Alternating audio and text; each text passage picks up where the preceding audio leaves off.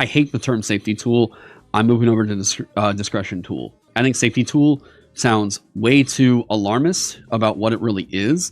We're talking about what themes do you really want to get brought up at the table, not like, hey, are we cool with like everybody having a Glock at the table? No, that's not like, no. Whenever we're talking about the danger of TTRPGs, look, most normies are going to be like, what the are you talking about? Like, why does this sound dangerous? We're watching what words we use to make this hobby more appealing to people.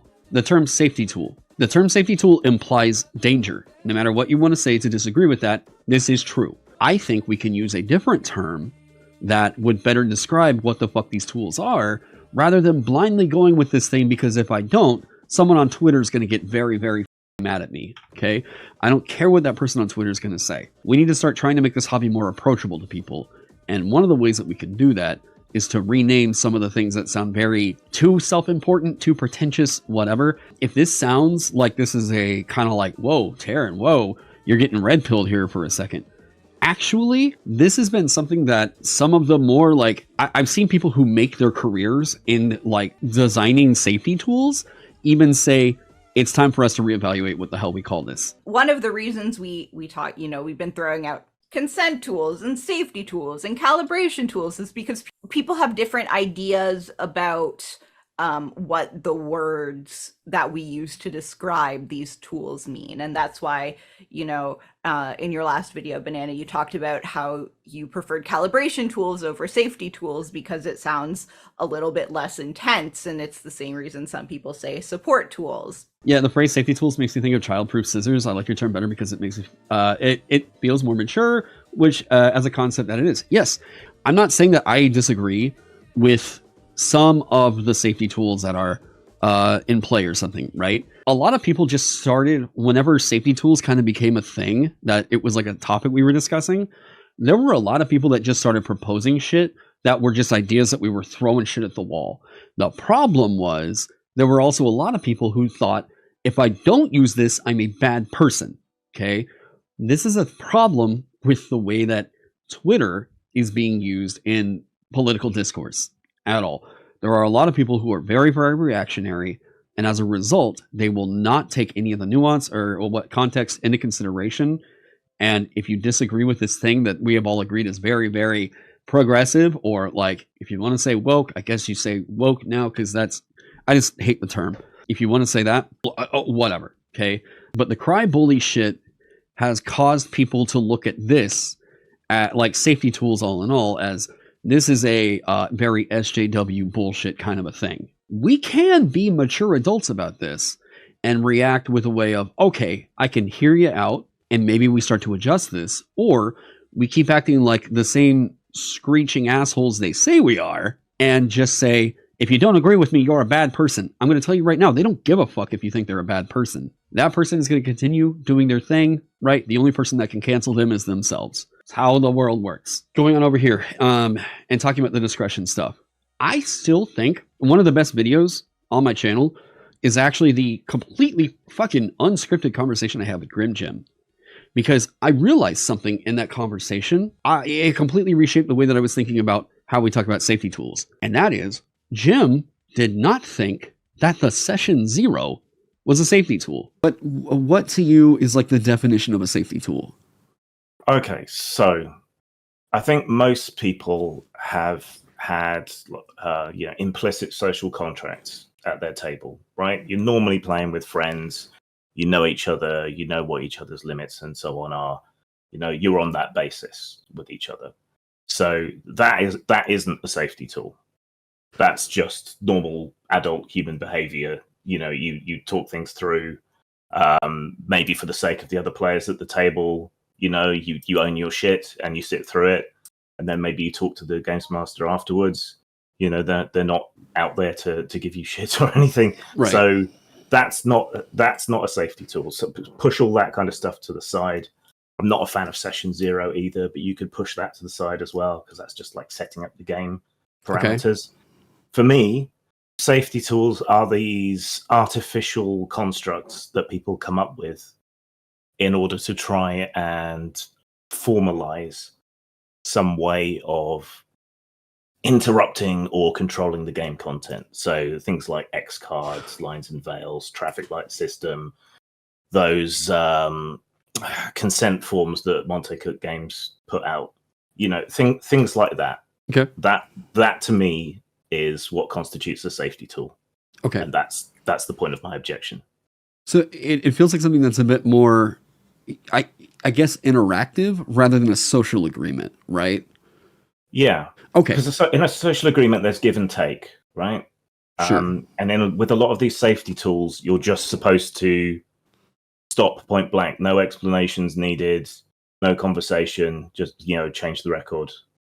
Yeah, okay. That's often in the text around these tools. But I think where we might have a disagreement is that I do think that session 0 is a safety tool in itself, because like we're kind of all coming to the same understanding as to what like game content is, like what kind of story we're going to tell, what everyone's cool with. Because to me, I think part of having that conversation, and realistically, like that's the only thing I use in terms of a safety tool or whatever at my table, is me and all my buddies understand, like, Taron, are we, like, you guys cool with me flirting with your character? You guys cool? Whatever, right? Yeah. Like, even the, like, fade to black. Like, we've come to this agreement that, like, at my tables, we feel like it gets a little bit uncomfortable. You might say that we're a little bit prudish on this or whatever. But, like, it tends to be uncomfortable whenever, like, anybody's describing their bits, if we get into a, like, sex scene, we do the fade to black. And we consider that to be a safety tool, more a line of like what is comfortable for us, rather than I'm going to give you this card, and if you have a problem with something going on, you lift that card and that spider turns into a crab, like however you want to put it. Yeah, that's what I don't want. So we got a semantic disagreement over whether session 0 is sure. a safety tool. Yeah. I'm happy for you to consider it a safety tool if you acknowledge that I don't consider it one, because there's a conversation at work there. I've also been a pretty outspoken detractor of the X card, because I don't think that the X card serves its purpose well at IRL. It might be a decent thing in online sessions, but even then I kind of think the person who is most likely to use an X card is the person who is most likely to need an X card is the person who is least likely to actually use it. I think that the X card might sound like, this is a great idea in concept. In all reality, everyone looks at that who isn't really on board with this and is going to think, oh, this is like I'm pussying out of the experience right now. And like, I don't want this to happen to me or what the hell ever, right? It's not really the kind of thing that actually solves a problem. It creates one. Right? It's inconvenient and probably a little embarrassing to use. Yeah, you feel like a child with it. Whenever it comes to the X card, I have also talked with numerous people who were like very, very proactive and like, yep, when you talk about like more safety tools in TTRPGs, who even say that the X card is, after all this time, not actually a fantastic tool. People don't use it at cons. And if you do use it as a con, or do use it at a con, most likely they're just going to be like, this is probably not the game for you. Here is a really, really cool thing. So in the last 2 or 3 years, I think we are starting to see that the majority of the TTRPG scene recognizes that safety tools have some fuck-ups happening in them. We have also seen how, like, time and time again, whenever people keep talking about safety tools and we see them actually in use, the rare moments that it does happen, it seems like shit just falls apart and that people forget it because, hey, what do you know? We're human. However, the one that does seem to have reigned pretty well supreme and been pretty solid overall is lines and veils. Lines and veils. I think that this is actually the best safety tool there is because, like, let's just be real here. This is you establishing your social contract. That's the way that Grim Jim talked about it. And I actually like that term a lot. You're establishing somewhat of a social contract between you and the other people at the table. I think Dottie from Mystic Arts GM was also saying that he doesn't agree with using the session or the session 0 or the safety tool or whatever because he only really plays D&D with his friends. Okay, I get you. Before you go make a YouTube video about this, know that most people don't just mean that right there, right? So, in using safety tools, the reason why you would have a thing like lines and veils, this is if you don't know maybe what topics could get brought up at the table, it's worth it to at least just be like, hey, this is the list right here that we know are themes of some adventures that are probably worth giving people a heads up on. Yeah, outside of just talking, yeah. I will say right now, one of the things I got kind of flamed on was that me saying you should probably just talk like adults at your table, like talk to each other like an adult, got me like some hate as calling me ableist because some people won't, their anxiety issues are going to prevent them from talking to each other like adults. And I'm like, this doesn't fucking solve it either. What the hell are you talking about? If it becomes that dangerous for you to play TTRPGs, where like any kind of human interaction will cause you to freak the fuck out, or like bringing up something that could cause some kind of a contention is going to cause you to have some kind of an episode like that, maybe TTRPGs aren't really the thing for you. Or at least the TTRPG that is being presented as having these themes is not for you. And it's not the kind of thing that you can twist around and say, because your game was not made for me, it is ableist. My people, I have literally dealt with this over on Twitter. I deleted my account, or else I would happily fucking bring it up right now. This was a controversy. Actually, this was like last April. This was a controversy last April whenever I removed social checks from Vagabond. Whenever I started removing any of the wording that was talking about codifying social checks and any kind of a social mechanic posted on Twitter, I think it's very weird to give a mechanic to something of a social check whenever we are like human beings are not numbers on a chart. We are not the kinds of things that you can measure a relationship meter with or anything like that. No, if you're seeing it like that, you should probably get some help, because I think that you have a pretty warped view of what social interactions are with your other human beings. This got me a lot of hate, and I was like, well, there you go. I guess that's the end of it, right? I guess I could have been asking for that, But actually, before we touch this, I want to move up to something right up here. One of my favorite things that I saw Eat the Reich do, and that I'm very happy to see that now Vampire the Masquerade is doing, is what I'm calling the stand your ground. Safety tools or discretion or your game text. Okay. Here's what I put this, and this is what I put in Vagabond. Eat the Reich has something similar. Vampire the Masquerade has something similar. This is a game of power fantasy violence, delving into dangerous locations and brutally killing terrifying monsters. These are core tenets of the game. If players aren't up for this experience, they should play a different game. What this game isn't is an excuse to subject others to an experience they aren't in for, nor is it a justification for mirroring real-world bigotry. Players are expected to take on the role of heroes. We consider violence against evildoers as meaningfully different from violence to, quote-unquote, rid the world of all orcs.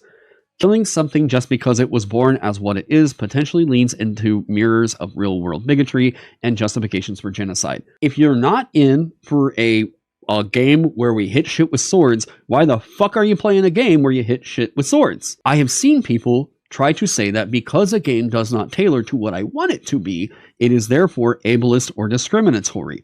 Fuck out of here. That is not what the hell that means, okay? It means you need to read the goddamn rating on the box, okay? You sound like those moms who bought their kid Grand Theft Auto and are like, why the hell is my son killing prostitutes? If you're not reading the label on the box, you're not reading the rating on the box, and you're bitching about it, you're not a fan of the hobby, you're a Karen. If you're doing this finger waggy, pearl clutchy thing where every time a game comes out with a theme that you're like, not a fan of that, move on.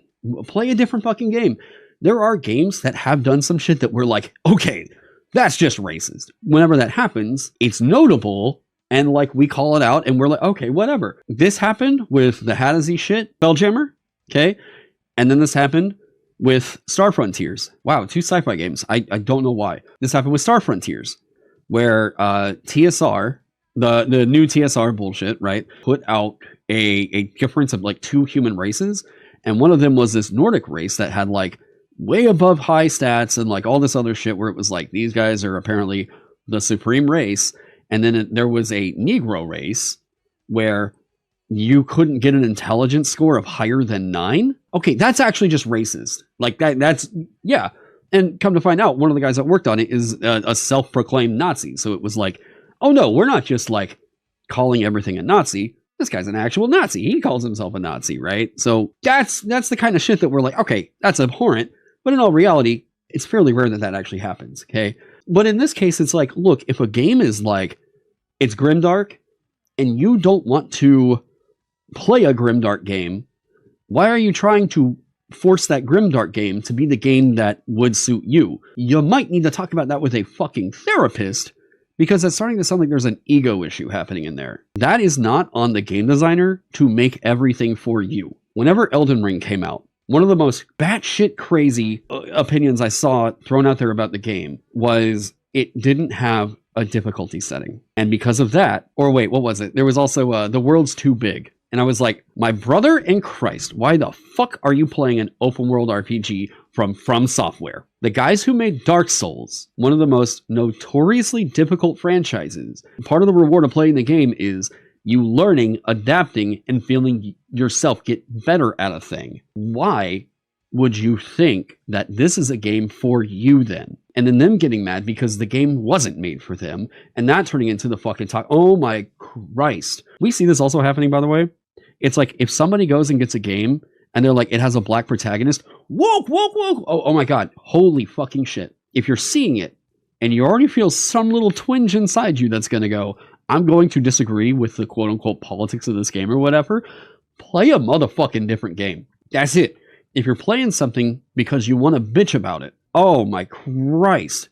Yeah, bro, don't even think about putting women in the game anymore. Yeah, no, not unless they have like big old fat fucking mommy milker jiggly titties, right? I'm very much in that lane of like live and let live. If somebody's not doing something that would impede on the right of somebody else, or like, hey, if you're not out here like telling somebody they should like go die because this person is trans or something like that, whatever, right? This person decides, hey, I like hot dogs, and if you go, motherfucker, go by the curb, all because like they enjoy something in a different way than you, then I'm like, holy fuck you, psycho. Like, you need to go and check your shit. This is not exclusive to right-wingers. There are plenty of right-wingers who do nothing but sit in a fucking basement with their buddies and watch videos of Jenny D and sexually harass her.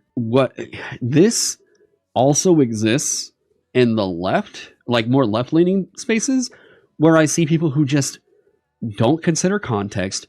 And if there's someone who one of their buddies decided, hey, this person is bad because I don't know, I didn't like one of their videos, and it's like, oh, okay, well, what did they do?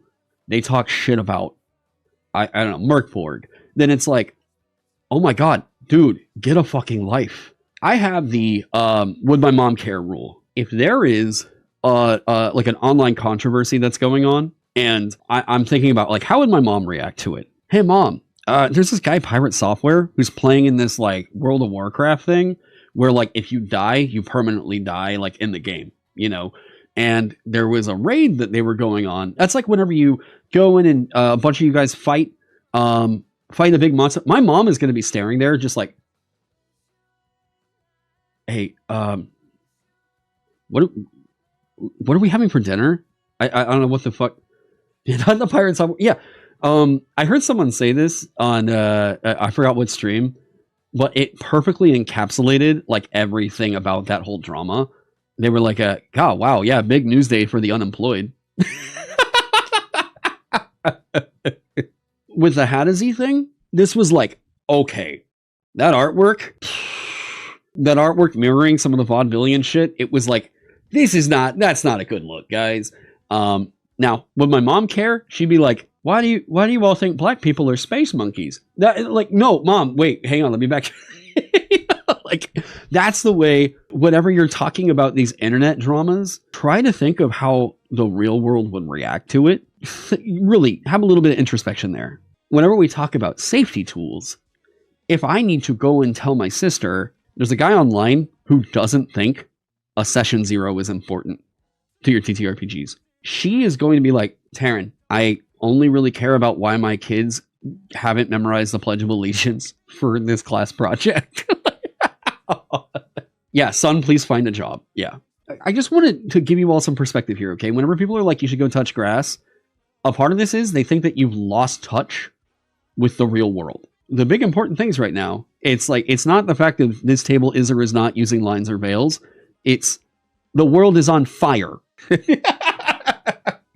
The concerned Amanda and the other, what? How about yours? Oh, fuck you. If you want, and this is why, ever since I started my YouTube channel, I said one of the most important things that you can do as a TTRPG fan is find another hobby. Do not make this your entire life. If you make this your entire life, you will find yourself slipping into a detachment from reality. And it's the truth with any single hobby you would want to do. If you find like somebody is that obsessed with anything, they're probably attached to it in a very unhealthy way. People are more inclined to pay attention to things that they can wrap their head around. Yeah, I mean, and again, like with the TTRPG stuff. Yeah, tacos and sushi in my 5e. Yes. Oh shit, that was such a funny day. Maybe everyone should just relax.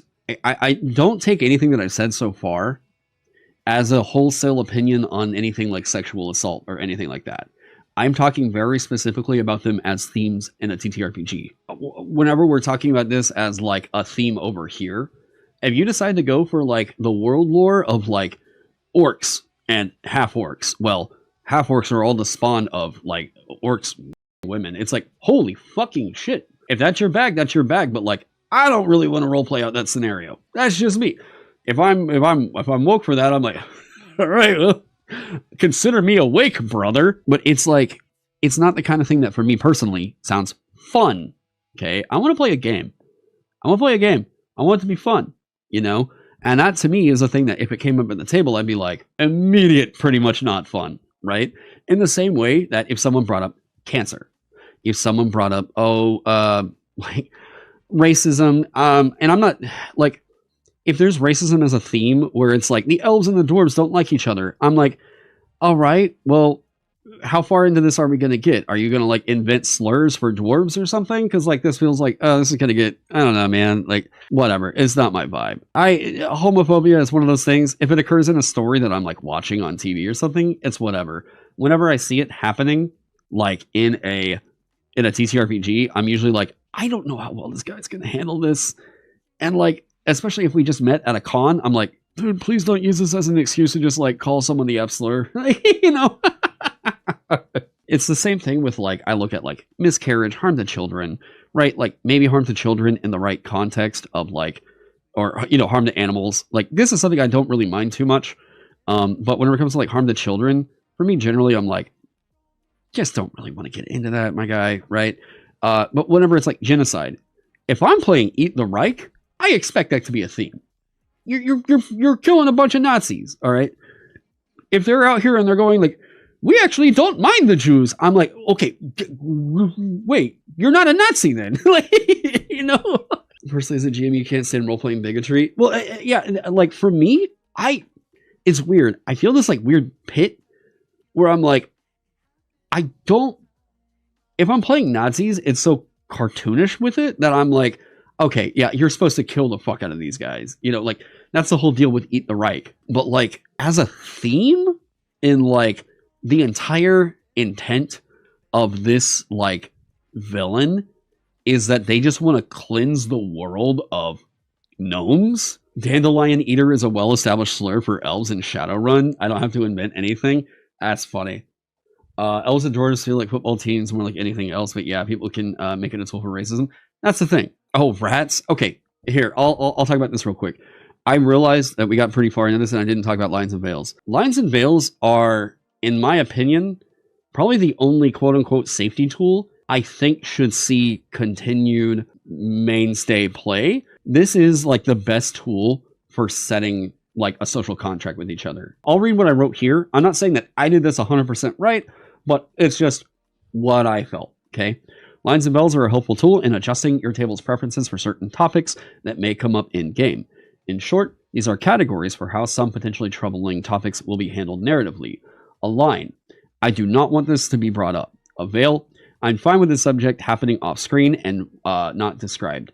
During your session 0, it's worth taking the time to check in with everyone to see what their comfort level is with these topics, particularly if you want to dive into more mature themes outside of those expectations covered earlier here.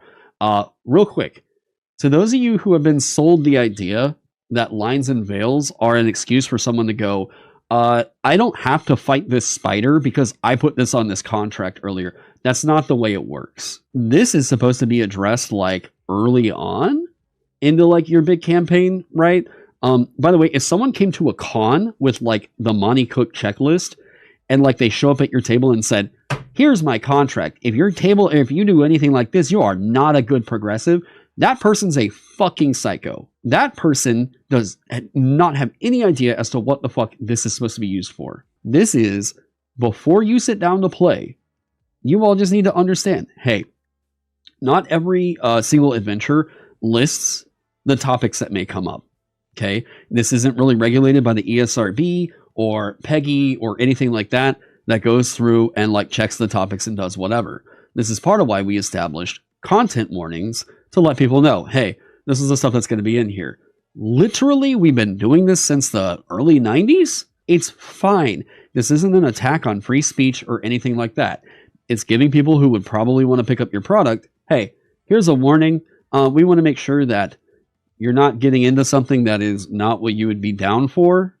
You're giving your customers a heads up here. And honestly, you should be pretty down for this because like there's a lot of people who, if they see more fucked up stuff in your like content warning, they'll go and pick up your product. Here's the thing. If you're writing some edgelordy shit to be an edgelord, you do your thing, edgelord, but realize that it's not the fact that you can't write it. It's that you have to understand that some people are going to take an issue with it. Whenever I see a lot of like the free speech absolutism kind of like being pushed right now, one of the things that I'm always like, wait, literally nobody can say, or nobody can just straight up regulate you to the point of where you can't say something, but you have to deal with the consequences of what you say. If you're a white dude out there and you're just saying the N-word, it's like, okay, look, nobody can prevent you from saying that, but you have to deal with the fact that if you say that, people are going to get pissed off, okay? Like, there are consequences to the actions you choose to take.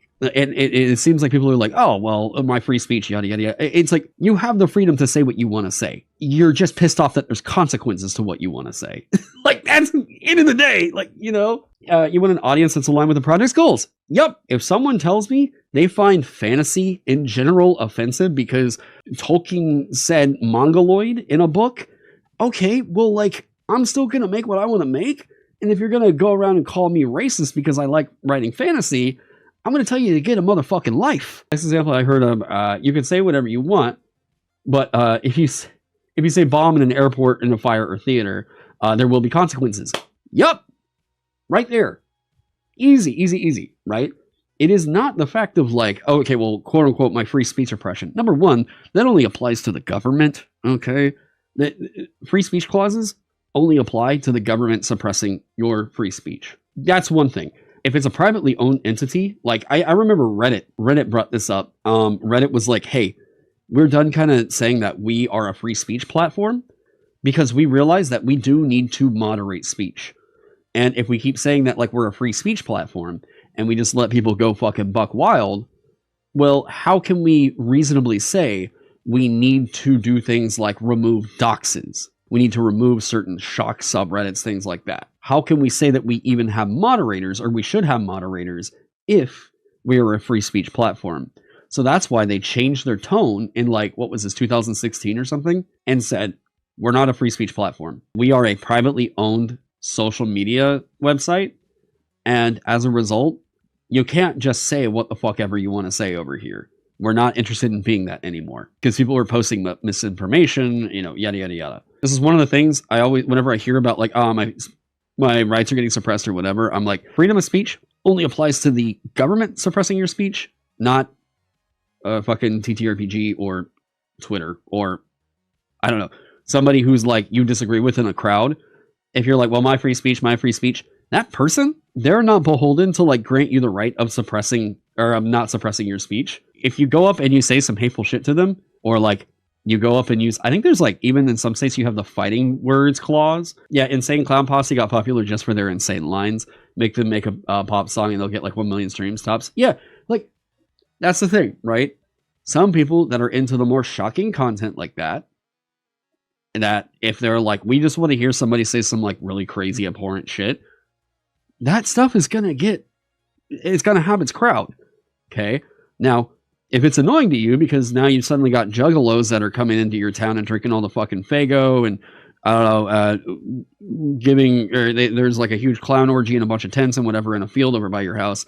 Look, like you can go and complain to the city and all that shit about it, but like at the end of the day, you're going to have to fucking move if they're going to just decide to stay there for all eternity. That is on you to eventually pick yourself up and move yourself away rather than expect the entire world to cater itself to you. Here's why I put what I put in here with Vagabond.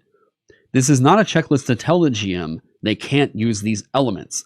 This should be known to everybody. If you have a problem with safety tools, the biggest misunderstanding I have seen of these is that there are some social media personalities that have been trying to say that this means you as a player can go up and tell the DM, if you put this stuff in your game, I'm going to cancel you. That's psychotic. That's not the way this is supposed to work.